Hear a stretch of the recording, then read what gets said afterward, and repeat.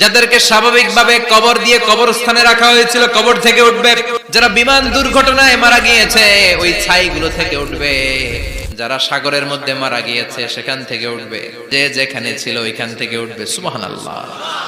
লক্ষ লক্ষ মানুষ উঠে বলবে আমাদের ঘুম ভাঙাইলো কে?